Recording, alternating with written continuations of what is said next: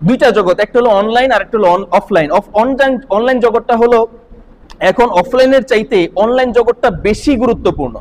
কারণ কি, আপনি এই সমাজে যদি এখন বাস্তবে একজনের সাথে কথা বলেন, একটা মিথ্যা কথা বললে এটা 2-4 জনের মধ্যে ছড়ায়, সামান্য কিছু একটা সমাজে ছড়ায়, একটা এলাকায় ছড়ায়।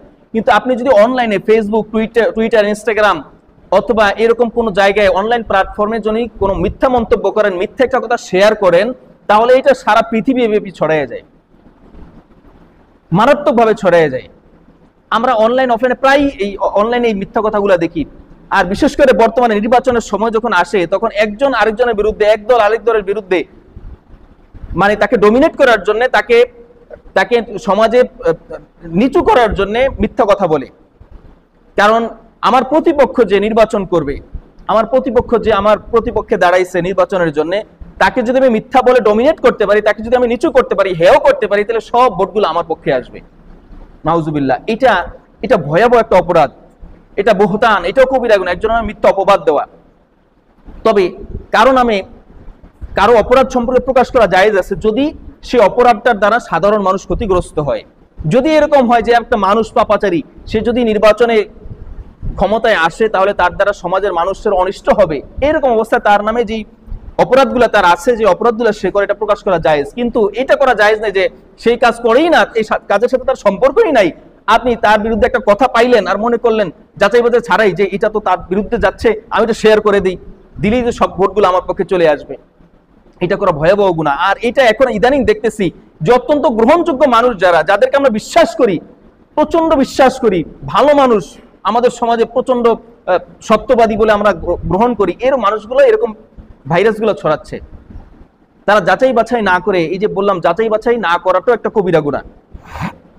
আল্লাহ রাসূল সাল্লাল্লাহু আলাইহি সাল্লামকে আল্লাহ তাআলা আদেশ দিয়েছেন, মানে কি, এটা আমাদের সমগ্র মুসলমানদের জন্যই আদেশ, যে তোমরা যখনই কোনো কিছু শেয়ার করবা, যখনই কোনো একটা কথা বলবা, কারো থেকে শুনবা, এটা অবশ্যই যাচাই বাছাই করে নিবা।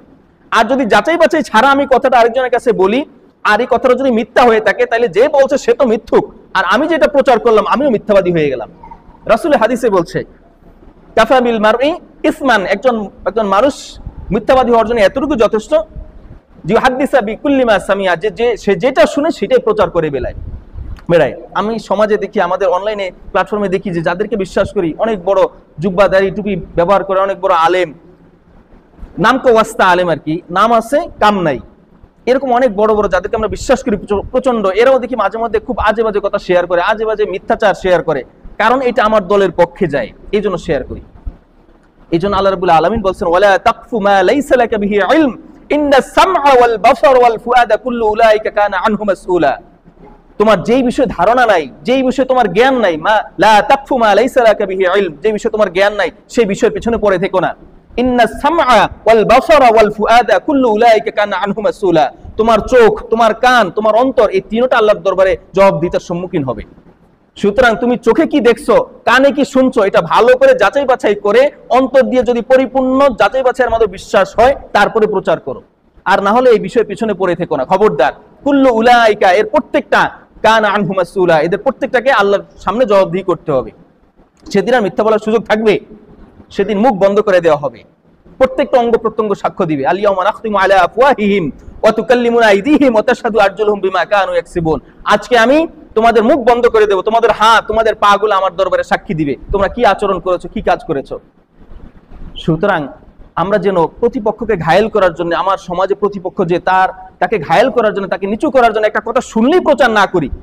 আমরা তিলকে তাল বানানো, আমাদের সমাজে একটা কথা আছে, তিলকে তাল বানানো, মানে কি, তিলের সমান একটা ছোট্ট কথা, এইটাকে মানুষের কাছে মজার করে তোলার জন্য আমরা এটাকে বানায় বানায় বানায় বানায় বলতে বলতে অনেক বড় করে ফেলি, অতিরঞ্জিত ভাবে এটাকে বলি, যার ফলে ছোট্ট একটা কথাকে অতিরঞ্জিত করে বলতে গেলে বাকি সবগুলা মিথ্যা হয়ে যায়। ওই সামান্য একটু কথা শুধু সত্য থাকে, বাকি পুরাটাই মিথ্যা হয়ে যায়।